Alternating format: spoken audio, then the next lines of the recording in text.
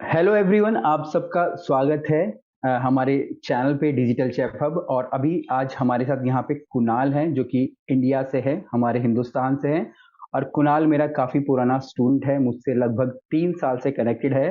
When we started this channel, ठीक है, channel तो आप लोगों का ही है।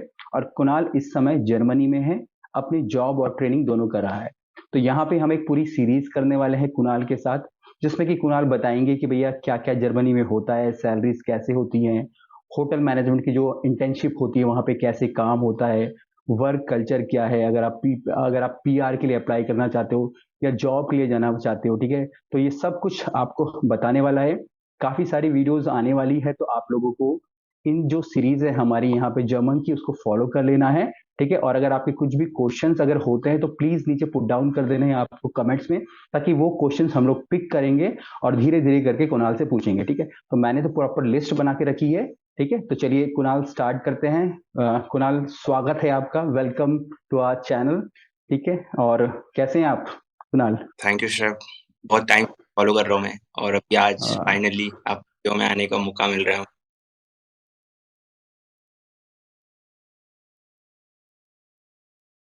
कुणाल, नेक्स्ट क्वेश्चन लेंगे, जर्मन लैंग्वेज इतनी इंपॉर्टेंट क्यों है और किस तरीके से इसको सीखें?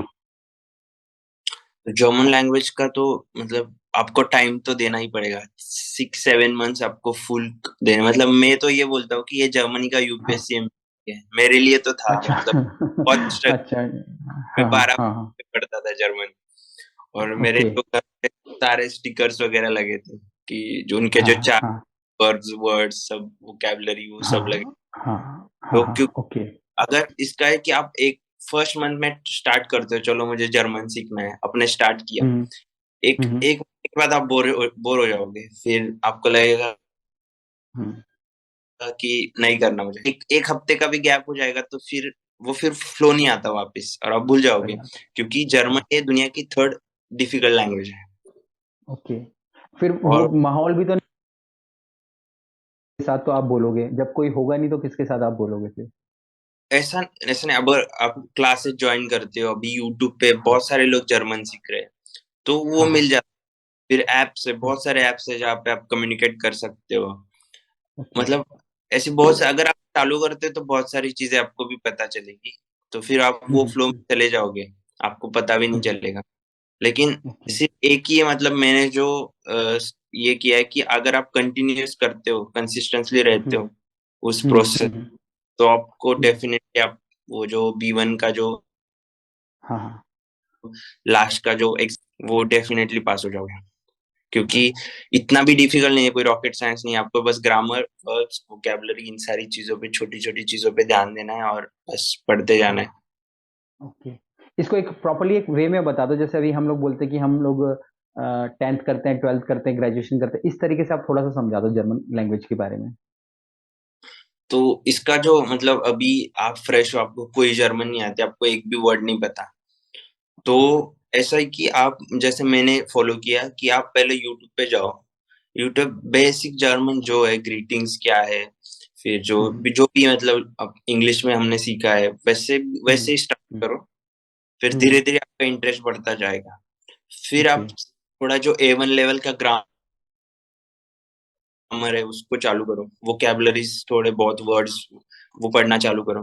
तो फिर A1 का जब ग्रामर आप अच्छे से कर लोगे, एक एक 1.5 महीने में आप अच्छे से हो जाओगे। A1 जो लेवल है, फर्स्ट लेवल बेसिक।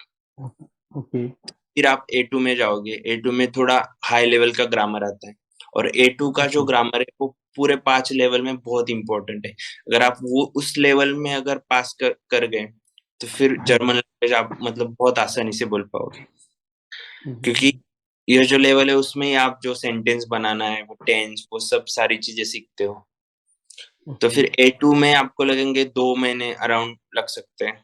वो डिपेंड करेगा कौन कितना मतलब टाइम दे रहा है। और उसके बाद फिर B1 आएगा। B1 मतलब हाई लेवल का थोड़ा ग्रामर आता है, और ओके। वर्ब्स, फिर वोकैबुलरी भी बढ़ जाती है।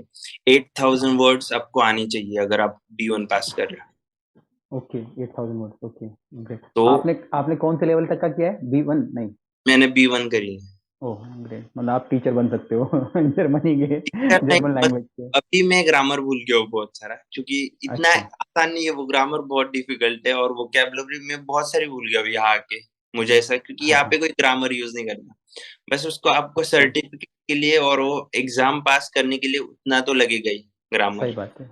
यहाँ करेक्ट आके है। आप बहुत इम्प्रूव करोगे, मतलब उनके जैसा, मतलब धीरे धीरे बोलना चालू कर दोगे आप, क्योंकि हर रोज यहाँ पे जर्मनी बोलते हैं, तो सुन सुन के आपके फ्लो में आ जाएगा वो सारी चीजें। अब लेकिन बट अगर फिर जैसे, मैं पूरा कोर्स हुँ। वो अभी जैसे खत्म मैं करो। हाँ, मैं अभी जैसे मैं इंटर्नशिप के लिए आ रहा हूँ वहाँ पे, तो मुझे तो इतना समझने की ज़रूरत नहीं है ना, अगर मुझे बेसिक चीज़ें भी आ रही हैं, तो मैं उसके थ्रू ही आ सकता हूँ, या इंटर्नशिप के लिए भी कोई स्पेशल एग्ज़ाम होता है कुछ ये जर्मन वगैरह का?